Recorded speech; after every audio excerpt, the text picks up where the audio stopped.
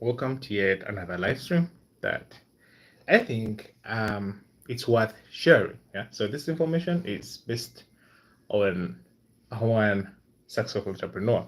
Yeah, so Warren Buffett built his entire empire on just three timeless principles. Yeah, so that is what we're going to look at, or that's what I'm going to share with you in this very video.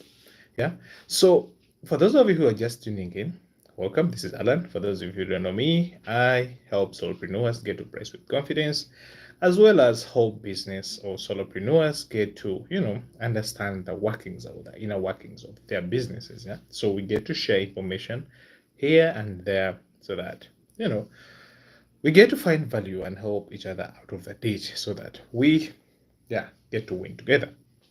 Yeah. So in today's video, I'm going to talk about one successful entrepreneur, business person, business legend, the god of all gods, that is Warren Buffett. Yeah? So, throughout his entire career, he built his business empire or his entire empire on three timeless rules or principles that we are going to look at today. Yeah. So basically, today's video we're going to look at what those are, why they even mattered, and where possible, we'll even get to gauge and give examples on what these are. Yeah. So to start off with, the first principle or rule that Warren Buffett advocates or advises all entrepreneurs to take into action is always invest in the things that you do understand. Now, that is so important, but someone out there might be, okay, that's a rule. Why is it even so important? So the whole reason, or why I think this is so important, is when you get to pour most of your time, yeah, which is obviously limited time. So when you get to pour all your limited time, all your money into doing things you don't understand, if it is a business, you get to pour your time into doing a business you don't have any idea of how it even gets to work. Yeah. So you don't understand how they market, you don't understand how they acquire clients or customers, you don't understand the backbone, how they retain clients, how they make money. Yeah. Two things get to happen. And one of the things that happens is one, you're going to burn out. Yeah.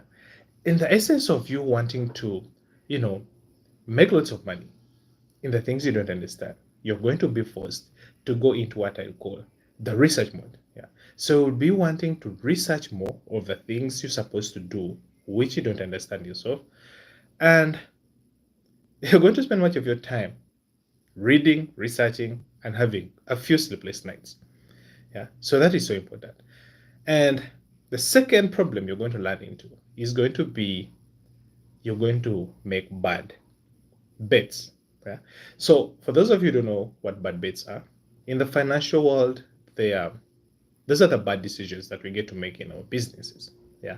So for most of you, or the best example I can give here is you might say you okay, the best example I can give here is there are decisions that every business owner needs to make. Let's say, um, as far as investments or as far as acquisition of, you know, uh, procurement, acquisition, and all that. So if you don't have an idea of what it is that you're going to do or of the inner workings of your business, trust me, you are going to lose out.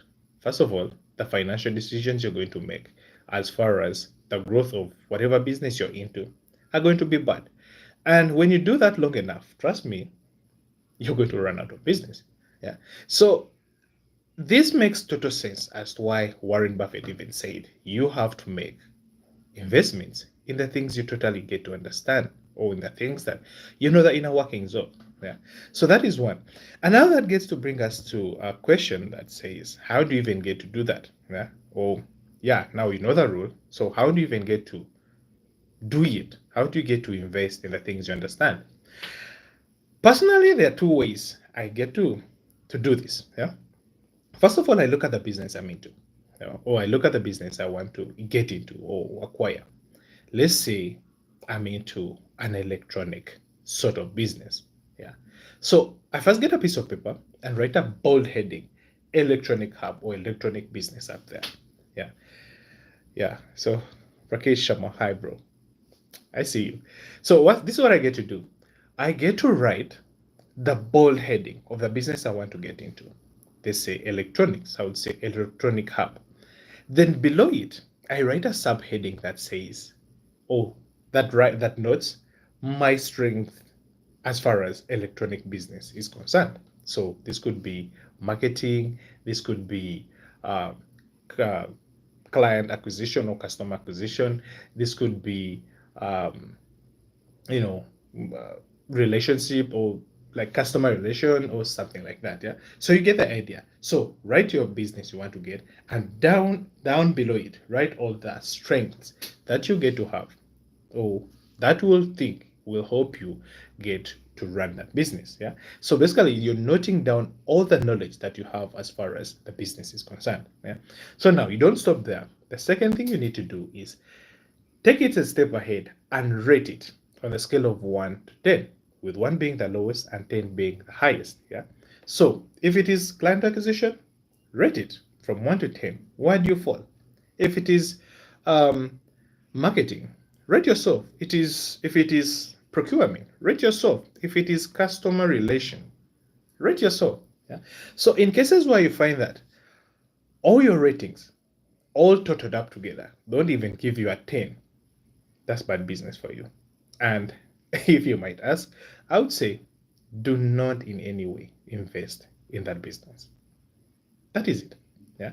But in cases where you find that, oh, you're ticking out of 10, out of 1 to 10, you have about 8, 9. So out of all the total, you have a score that is beyond 50 or 10 based on the knowledge or the skills you have or your strength, then definitely you have the right idea or the right understanding of the kind of business you're running. So that is a good thing to go. All right. Now, the second thing you need to do after all that, you've ticked all the boxes. Now you know the understanding. Like you've given yourself a green card to go ahead and do the business because you have the knowledge, you rated yourself well. The second thing you're going to do is you're going to run some tests. Yeah. And based on Warren Buffett, he said you're going to do some $100 tests. If it's in UG, let's say you're watching this and you're in Uganda, that is about 360,000 tests. Yeah. Instead of just spending $100K test, that is 3 million plus. Yeah. So you're going to run some sample test. For those of you who might start small and put up a small structure or a small hub that says, okay, electronic hub. So you try to put in practice the kind of knowledge or the understandings you try to read. If it's marketing, can you get to market to more people? If it is procurement, how much can you buy in the lowest or the little amount of money you get to have? You get? So if at all that gets to be successful, obviously there are signs that will show up. One, there will be an increase in demand for your goods. So clients will be demanding more of what you don't have. So that would call for more money to spend. Hence, your budget will will increase from maybe $100 to maybe $2,000 to 10,000. You get the point. Yeah. Now, the thing you need, the bottom line of all this that I want you to take out of it is that you need to step out of the hype. Yeah. So focus on what your audience really wants to buy. Yeah. So that takes me back to the point of your understanding. Do you understand your ideal clients? Do you even understand the kind of people that want to buy from you? Yeah. So my friend, I think with what I've given you, you stand a chance of understanding how much knowledge you get to have as far as, running a business. So that is principle one. Understand the kind of business you're trying to invest into, and that will give you a better start or a better foundation. Now, heading on to the second principle that is so key, and some of you underestimate this, or some of you do it without knowing. Yeah, but this is what it is. It is, he said, live below your means. This is so important because I remember in my first business fail, or the business I started and it failed. The moment I started earning some money, Guess what happened? I spent like crazy. It was as if I was making millions and millions. Yeah. So this principle reminds me of that fact that, yeah, if you're just starting out or if you're a business or solopreneur, the best thing you need to do is try and live below your means. Yeah. So if this rule is really resonating, just let me know in the chat because I see there's one person there. So just let me know, what mistake have you done? Have you tried to live beyond your means, or have you tried to spend beyond how much you get to earn? Just let me know in the chat. Yeah. Lan. Hi bro. Muhammad. Hi. I want you to let me know, Muhammad or Lan. Have you ever tried to spend more than what you earn in a business? And how did it even get to affect you? You got the money. Okay. All right. Then, so let's get to understand why did it even say you've got to live below your means. Yeah. So we need to understand one fact in business. Even Alex Amosi gets to say this, that cash flow is king as far as business is concerned. Yeah. Because when you have more cash coming in, you're in business. But when you don't have cash coming in, you're out of business. Yeah. So the mistake that I did in the first place was, for all the cash that was coming in, I wasn't investing it back in the business, but I was just using it on other things. So it reached a time when there was no more cash that was coming in, because remember, cash flow is just a loop. What gets to come in, you have to invest it, get more money, and then it's a recycle that keeps coming. So me, I was breaking the recycle and diverting other funds to do other things. Yeah. So I learned the hard way. But back to the point, cash flow is what keeps the business running. Yeah. So overspending on things that don't get to matter besides your business is what's going to kill your business. Okay. So let's look at how we even get to do this. Yeah. How do you even minimize on the spending, or how do you even get to minimize? No, I don't have the money. Oh, okay. So if you don't have the money, let me just show you the means through which you can somehow get to save some bits of money. And this is coming up in how do you even get to live below your means? Yeah. So probably earning some little amount. Yeah, maybe. Okay, the thing is, I've come to learn that in life, we assume we don't get to have the money. And that comes from the point or the perspective that we don't give enough credit to the things we wish we would have.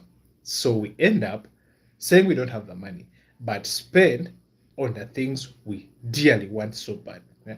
So, Muhammad, let me show you that you have some money with you. Probably if you have this phone, you have data, you have what? Like you have some money. So let me just take you through how you would try to live below your means, whichever little amount of money you get to have.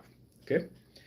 If you don't have the money, first of all, find something that brings you in some money, something that they would pay you for. Yeah, that will be a live stream on its own or a video on its own.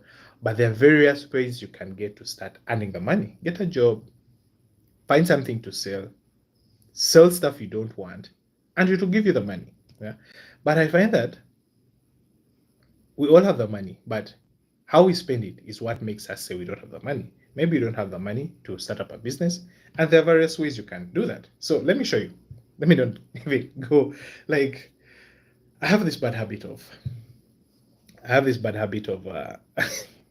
going beyond what I'm trying to communicate. But anyways, let's get started. Let me just take you through how you can live beyond what means. So, Muhammad, you said you need some help. Probably this step is going to be so important. Probably you're watching this on a phone or on a PC or a laptop. The first thing you're going to do is you're going to acquire what I would call free subscriptions. There is Canva, it is free. Yeah. There is Adobe Express, a Canva alternative, which is also free.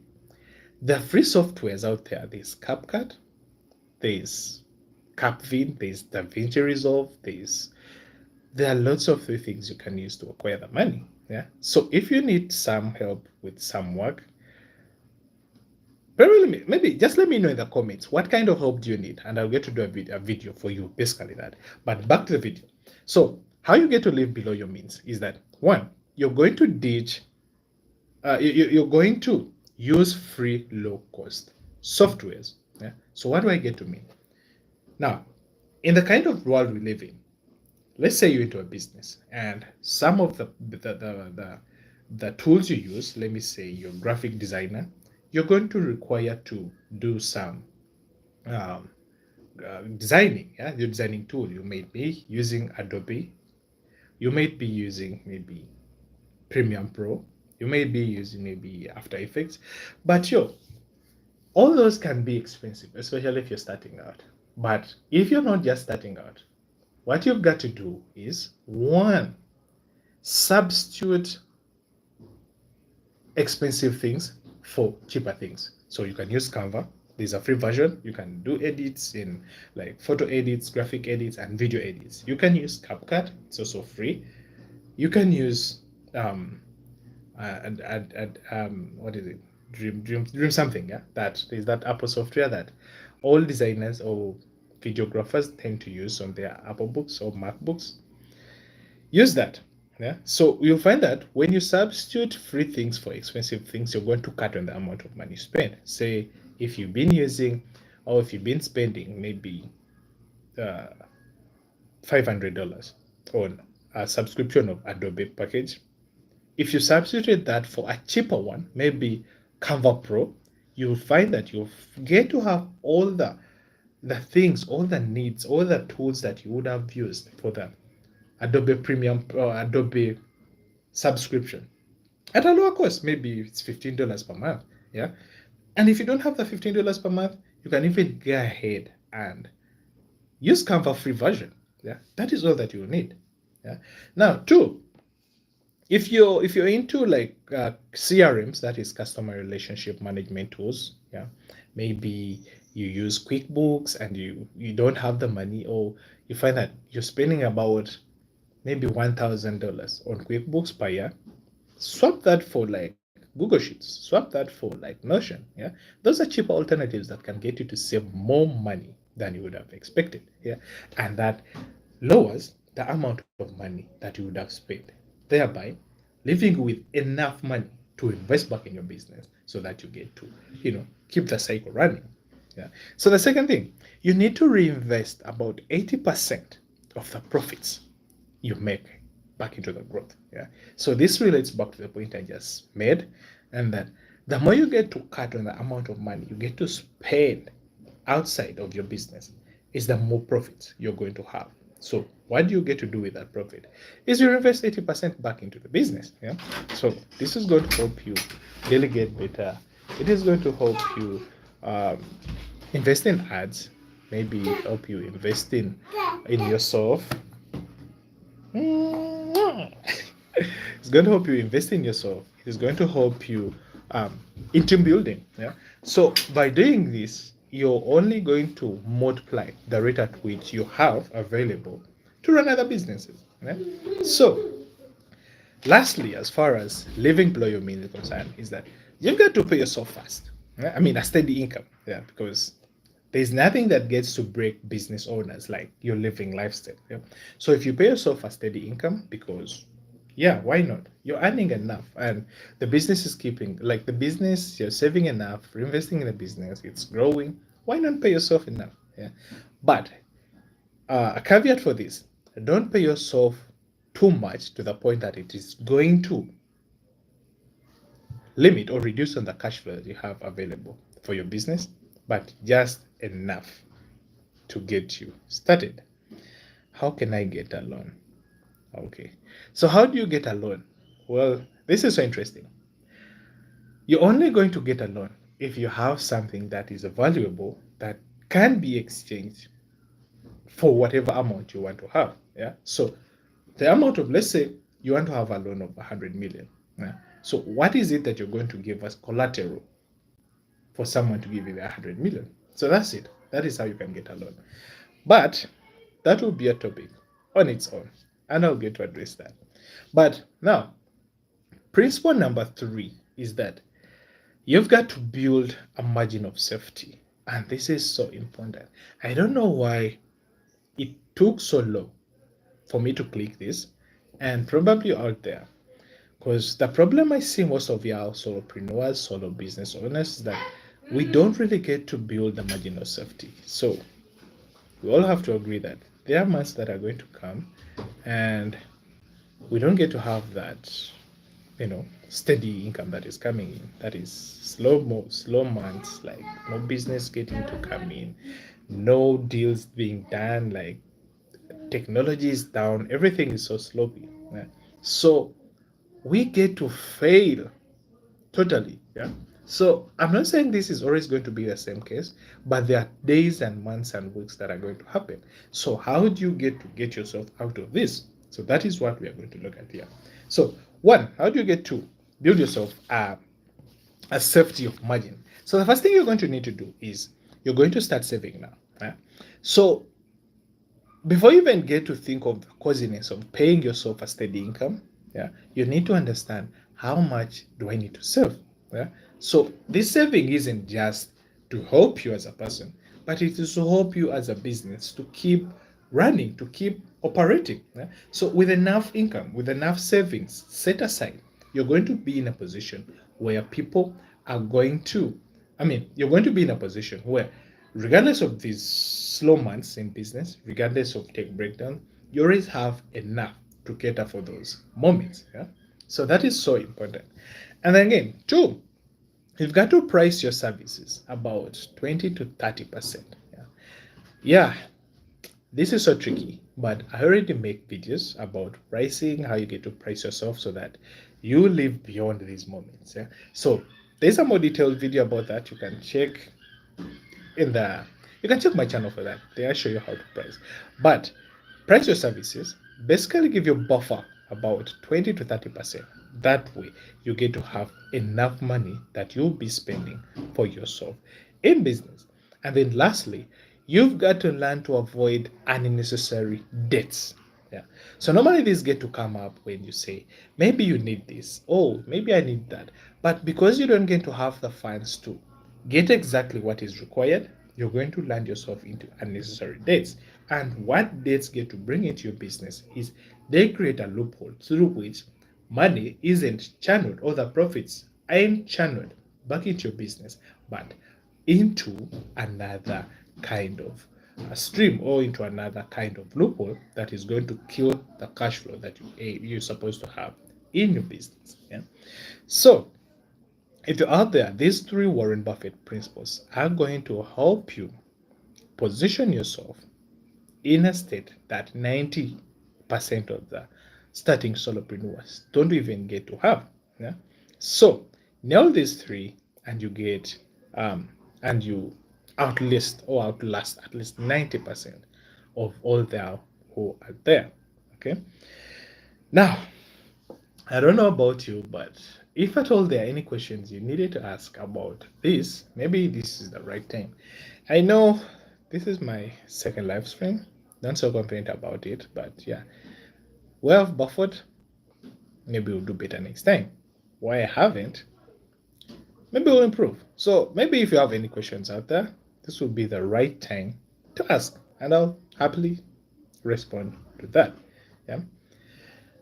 Okay, so this one said, how do I get a loan? I already answered that. This one said, I don't have money. So if you don't have money, then you have to find things you need to do that are going to bring in money. If you're unemployed, if you don't have money because you're unemployed, then find a job.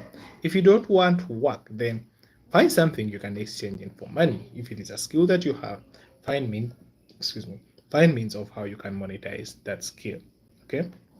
But since there are no more questions, let me just wish y'all a happy Sunday. With that being said, I'll get to see you in the next one. I sign out.